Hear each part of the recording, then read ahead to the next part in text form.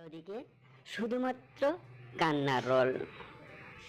প্রাণের মমতায় মানুষগুলো যে যেদিকে পারছে দৌড়াচ্ছে, পাশে পাশে দৌড়াচ্ছে মৃত্যুর কালো ছায়া। মানুষ যেন আর মানুষ নেই। নিজের প্রাণ বাঁচাতে মা ভুলে গেছে ছেলের কথা, মেয়ে ভুলে গেছে বাবার কথা। আজ রক্তের বাঁধন ছিন্ন হয়ে গেছে। আসসালামু আলাইকুম প্রিয় ভিউয়াররা, ইসলামিক বাণীর তরফ থেকে আমি কোরআনের বিচিত্র ঘটনার ব্যাখ্যার আসরে আপনাদের জানাচ্ছি আন্তরিক শুভেচ্ছা। প্রিয় নবী হযরত মুহাম্মদ সাল্লাল্লাহু আলাইহি ওয়াসাল্লাম বলেছেন, আর কিছু না পারো অন্তত হাদিস কোরআনের কথাগুলো মন দিয়ে শোনো। তাই ভিডিওটি পুরোপুরি দেখুন, কেমন হয়েছে কমেন্টে বলুন। আসুন শুরু করি।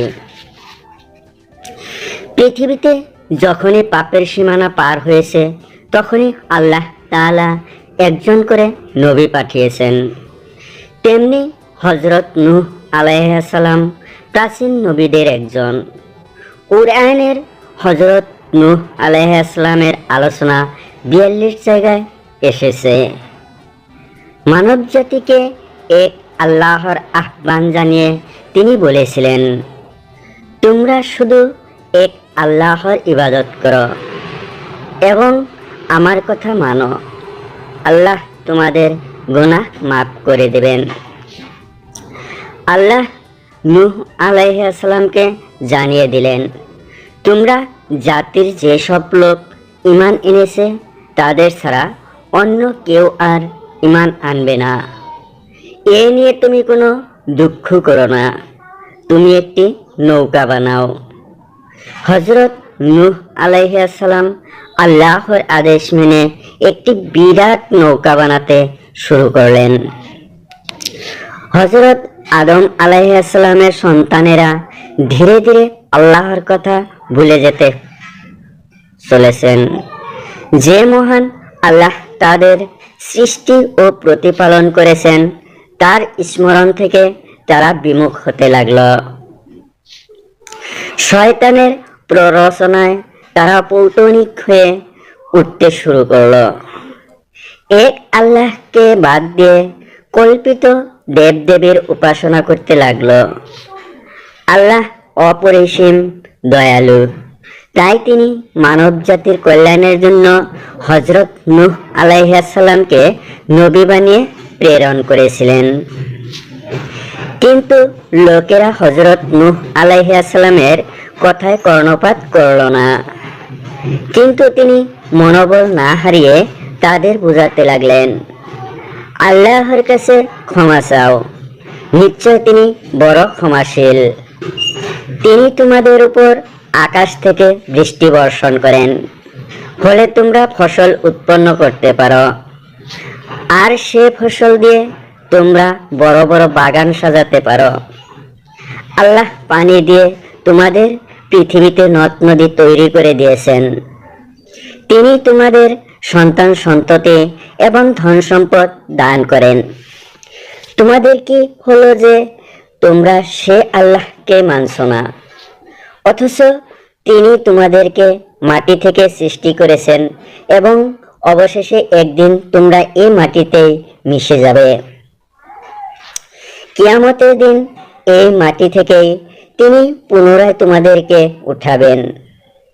সুতরাং সে লোকেরা তোমরা এক আল্লাহর ইবাদত করো। এই কথা শুনে তারা বলল, যথেষ্ট হয়েছে, আমাদের সঙ্গে অনেক ঝগড়া করেছ। যদি তুমি আমার কথায় সত্যবাদী হয়ে থাকো তাহলে আনো দেখি সেই আযাব, যার ভয় তুমি আমাদের দেখাচ্ছ। নূহ আলাইহিস সালাম বললেন, আল্লাহ যখন চাইবেন আযাব কেবল তখনই আসবে। তার স্বজাতির নেতারা নৌকা বানাতে দেখে তাকে ঠাট্টা তামাশা করত। তিনি বলতেন, যখন আল্লাহর প্রতিশ্রুতি আযাব আসবে তখন টের পাবে। অবশেষে আল্লাহর প্রতিশ্রুত আযাব শুরু হলো। মাটি ফেটে পানি বেরোতে লাগলো। আকাশ থেকে নামলো ভারী বর্ষণ। আল্লাহ হযরত নূহ আলাইহিস সালামকে বললেন, সব প্রাণীকে, নারী পুরুষ জোড়ায় জোড়ায় নৌকায় উঠিয়ে নিতে। যারা বিশ্বাসী হযরত নূহ আলাইহিস সালামে তাদের বললেন, আল্লাহর নাম নিয়ে তোমরা নৌকায় চড়ে বসো। নৌকা তোমাদের নিয়ে ভাসতে লাগলো। হযরত নূহ আলাইহিস সালাম তার সন্তানকে বললেন, আমাদের সঙ্গে নৌকায় চড়ে বসো, অবিশ্বাসীদের সঙ্গে থেকো না। ছেলে দম্ভভাবে বলল, আমি কোনো পাহাড়ে উঠে পড়ব, তখন এই পানি থেকে মুক্তি পেয়ে যাব। হযরত নূহ আলাইহিস সালাম বললেন, আল্লাহর আযাব থেকে তিনি ছাড়া আর কেউ বাঁচাতে পারবেন না। তার ছেলে পানিতে ডুবে গেল। অনেক দিন পর পানি বর্ষণ বন্ধ হলো। হযরত নূহ আলাইহিস সালামের নৌকা যদি পর্বতে গিয়ে ঠেকল। তিনি বললেন, হে আল্লাহ, আমার ছেলেও আমার পরিবারের সদস্য, আর আপনার ওয়াদা নিশ্চয় সত্য। আপনি প্রতিশ্রুতি দিয়েছিলেন আমার পরিবারকে বাঁচিয়ে দিবেন, তাহলে আমার ছেলে কেন ডুবে মরল? আল্লাহ বললেন, তোমার ছেলে তোমার পরিবারভুক্ত নয়, কেননা তার কাজ ভালো ছিল না। আর এমন ব্যাপারে আমার কাছে আবেদন করো না যে ব্যাপারে তোমার জানা নেই। নূহ আলাইহিস সালাম জানতেন না যে তার ছেলে কেনান অবিশ্বাসী ছিল। হযরত নূহ আলাইহিস সালাম আল্লাহর কাছে অনুশোচনা করে তাওবা করলেন। আল্লাহ তাকে ক্ষমা করে দিলেন। এরপর নূহ আলাইহিস সালামের উম্মত দুনিয়ায় বসবাস করতে লাগলো। ধীরে ধীরে তাদের সন্তান সন্ততি বৃদ্ধি পেতে লাগলো।